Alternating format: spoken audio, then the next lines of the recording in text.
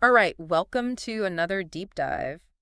This time, we're looking at something pretty interesting from Culture Collective. Oh, yeah? It's an article called How to Eat Our Way to Enlightenment. Hmm. Catchy title, right? But is there any truth to it? Well, that's what we're here to figure out. Exactly. So this article kicks off with this documentary called The Organic Effect. Okay, I've heard of that one. Yeah, and it features this family, right? They switch over to an all-organic diet. For how long? Just 2 weeks. 2 weeks. But even in that short time, their pesticide levels plummeted. Interesting. Yeah.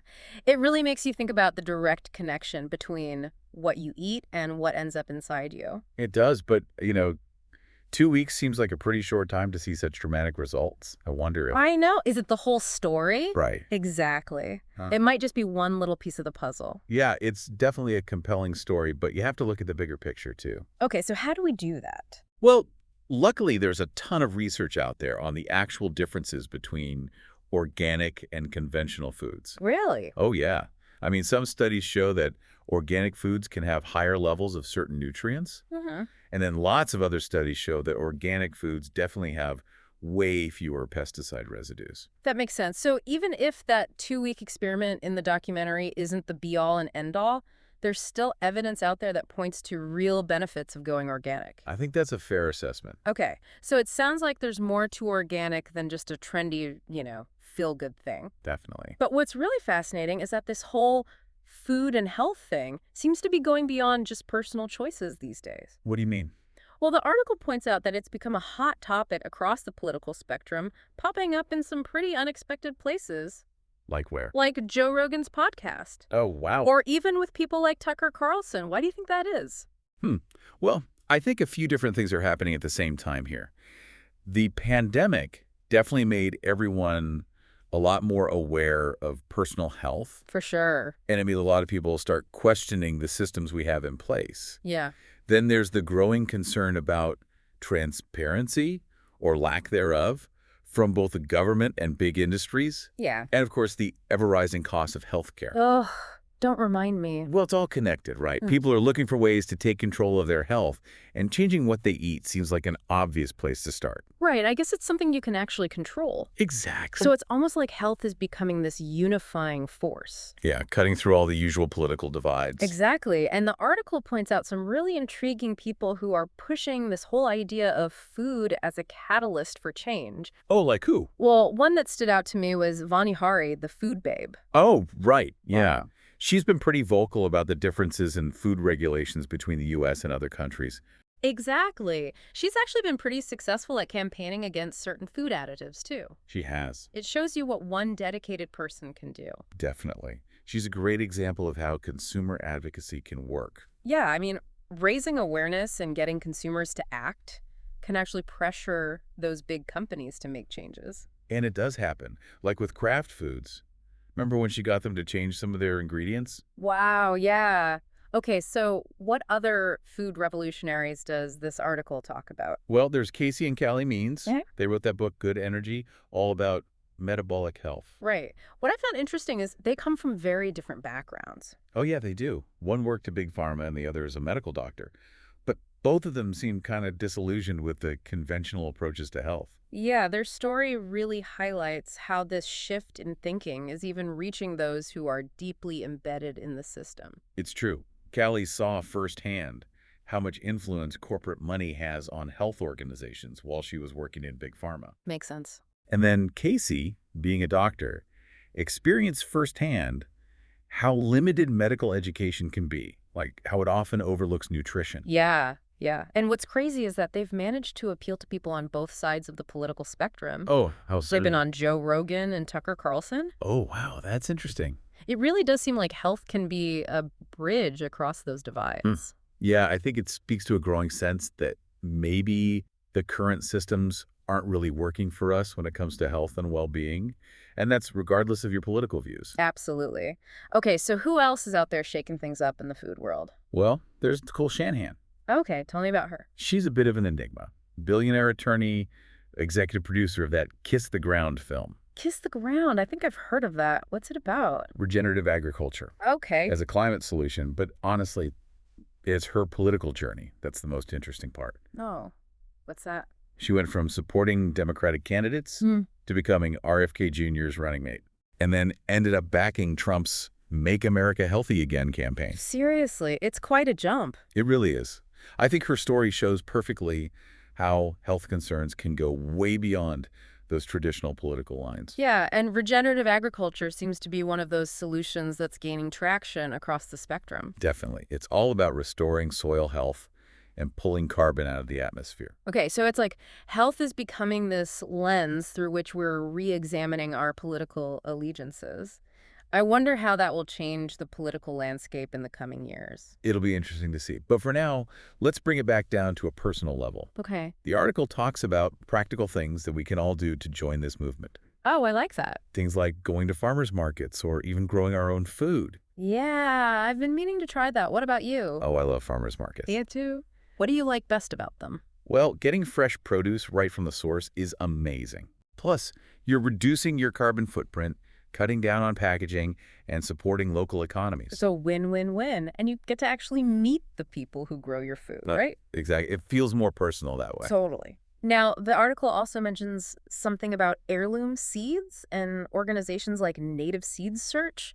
What's so special about heirloom seeds? Oh, heirloom seeds have been passed down for generations. Wow. They're open-pollinated, which means they have a lot more genetic diversity compared to the seeds you usually find in stores. Hmm. That makes them more resilient and adaptable to different climates and growing conditions. So they're like little survivors. You could say that. Right. And groups like Native Seed Search are doing amazing work preserving those heirloom varieties. It's like protecting biodiversity and future food security all in one. Wow, they're like guardians of a living library of plant genetics. Pretty much. That's incredible. And you know what else is amazing? What's that? The article mentions this fascinating fact about gardening. Oh, I love gardening. Right. Tell me. Apparently, contact with the soil bacteria, Mycobacterium vaccae, can actually make you feel happier and less anxious. Seriously. Seriously. So it's not just about the food you grow, it's about the mental and emotional benefits too. Wow, that's amazing. It's like getting a dose of nature's therapy right in your own backyard. Exactly. Okay, so we've talked about the benefits for individuals, but how do we scale all this up? Good question. How do these individual actions translate into a larger societal shift? That's where consumer power really comes in. Okay, tell me more about that. The article makes a good point. Just a few decades ago, healthy food was kind of niche. Yeah, it was harder to find. Right. But look at us now. Organic options are everywhere, even at Walmart and Whole Foods. It's true. So how did that happen? Consumers demanded it. That's how. Wow, so our individual choices really can shape the market. They absolutely can. And they influence how the whole food system works.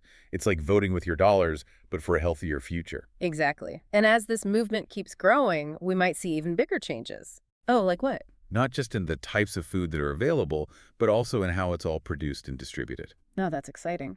But I'm also wondering, are there any potential challenges we might run into when we're trying to create this more enlightened food system? That's a great point. There definitely are. And we need to be realistic about how complex all of this is. Okay, so let's take a moment to process everything we've learned so far. Sounds good. And then in the next part of our deep dive, we'll jump into those complexities. I'm ready when you are. So we've talked about all this growing awareness about food and well-being and how it's starting to bridge political divides. But what are some of the bumps in the road? The challenges we might face as we try to shift towards a more enlightened food system. Well, for starters, the scale of our current system is massive. Yeah, that's true. We're talking about a system that's designed to feed a constantly growing global population. Right. So changing that model comes with a lot of logistical challenges. And then there's the whole issue of cost. Yeah. Organic and local food can definitely be more expensive. It's true. And that makes it inaccessible for a lot of people. Exactly.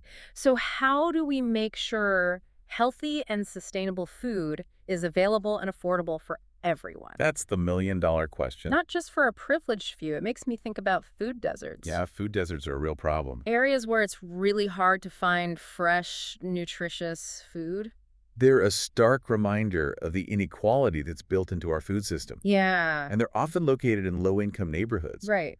which shows the lack of investment in those communities. It's like people are facing barriers to even basic necessities. Exactly. So we have to think about how to address that. What do you think needs to happen? It's going to take a multifaceted approach. Okay, so break that down for me. Well, we need to create incentives for grocery stores to open in those underserved areas. That makes sense. We need to support community gardens and farmers markets. Yeah. And we have to address the underlying socioeconomic factors that lead to food insecurity in the first place. Right. It's not just about food choices. It's about poverty and inequality. Exactly. It was a much bigger picture. Speaking of bigger pictures, earlier we talked about regenerative agriculture. Yeah, The article mentions it as a climate solution, it's definitely promising. but it doesn't really go into detail. Could you explain a bit more about what it actually involves? Sure. Regenerative agriculture is all about working with nature, not against it. I like that. It's about rebuilding soil health, Mm-hmm. increasing biodiversity, and pulling carbon from the atmosphere. Okay. It goes beyond just sustainability. How so? It's about actively restoring ecosystems and making the land better than it was before. Wow. There are lots of different practices involved. Like what? Cover cropping, no-till farming, rotational grazing. Okay. All of these things help to improve soil fertility, prevent erosion, and even make the soil better at holding water. It sounds like a completely different way of thinking about farming. It is. Yeah. And if we can make the shift to more regenerative practices on a large scale, we could actually turn agriculture from a contributor to climate change into a solution. That would be incredible. But can it really be done on a large scale? Well, that's the challenge. There's got to be some pushback from the folks who benefit from the current system, right? Of course, there will be hurdles. Yeah. It requires a shift in mindset Yeah. and a willingness to invest in long-term solutions. Right, because it might mean lower yields at first. Potentially, yes. And we'd need to rethink government subsidies and all kinds of agricultural policies. Very all true, but the potential benefits are huge. I can see that for the environment, for human health, even for rural economies. Exactly. Okay, so we're talking about basically rethinking the entire agricultural system. But how much power do we actually have as individuals? More than you might think. Really? Remember how consumer demand for organic and non-GMO products forced those big companies to change? Oh yeah, good point. We could do the same thing with regenerative agriculture.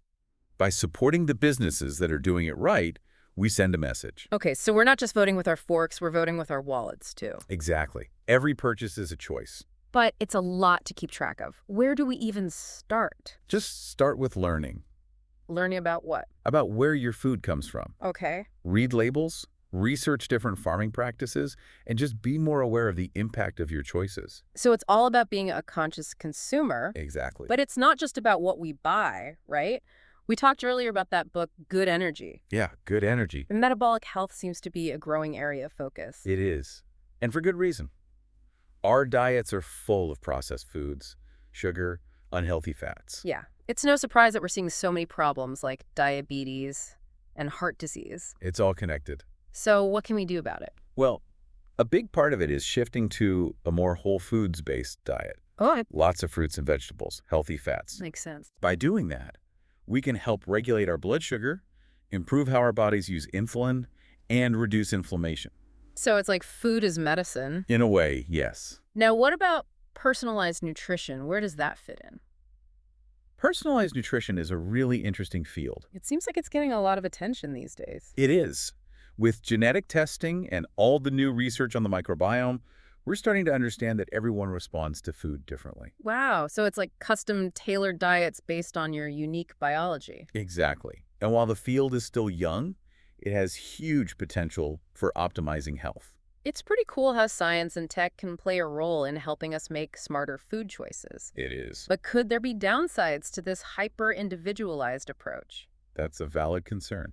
What worries you? Well, we need to be careful that it doesn't just become another privilege for the wealthy. Right, like not everyone has access to those kinds of tests and resources. Exactly. We need to make sure this knowledge is available to everyone so we don't worsen existing health disparities. Absolutely, accessibility and equity should be a top priority. Definitely. But, amidst all this talk about health and sustainability, let's not forget about the simple joy of food. Oh, absolutely. That's essential. The article talks about how food is part of our culture and how much we enjoy sharing meals with loved ones. Food is so much more than just fuel. Right. It brings people together. It's about tradition and comfort and celebration. Exactly. So how do we bring all this together? I think it's about rediscovering the pleasure of cooking, Yeah. experimenting with new flavors, and sharing meals with friends and family. I love that. It's about finding that sweet spot between nourishing our bodies and savoring the experience. Absolutely. Okay, last question. How do you see this movement playing out on a global scale? That's a tough one. Every region and culture will have its own challenges and Of opportunities. course. But the core values of sustainability, equity, and health are universal. So there might not be a one-size-fits-all solution, but at least we're all starting to agree that we need to change our relationship with food. Exactly. We need a system that takes care of both people and the planet. And hopefully, as this movement gains momentum, we'll see more collaboration and knowledge sharing across borders. I agree. We can learn from each other and work together towards a more resilient and equitable food system for all. I love that vision. Unfortunately, we're out of time for this part. Already. I know, it goes by fast. We'll be back soon to wrap up this deep dive with some final thoughts on how we can each contribute to a more enlightened future through our food choices.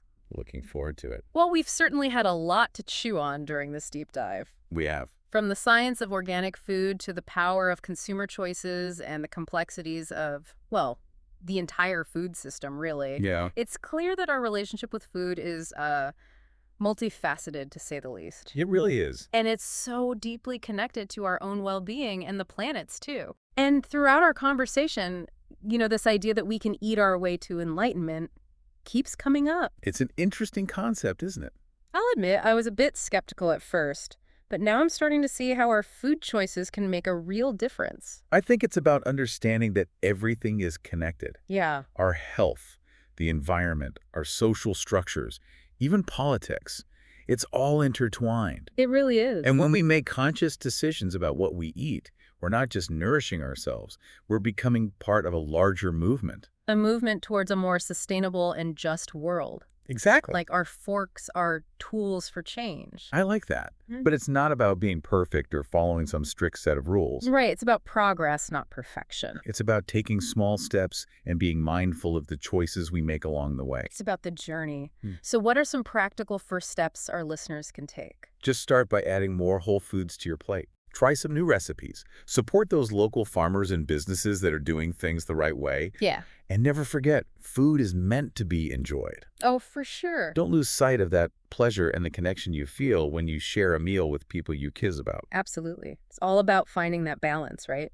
Mhm. Nourishing yourself and truly enjoying the experience. Exactly. Okay, so besides those individual choices, what else can we do to build a more enlightened food system? Well, raising your voice is important. What do you mean? Support policies that promote sustainable agriculture. Yeah. Advocate for food education programs.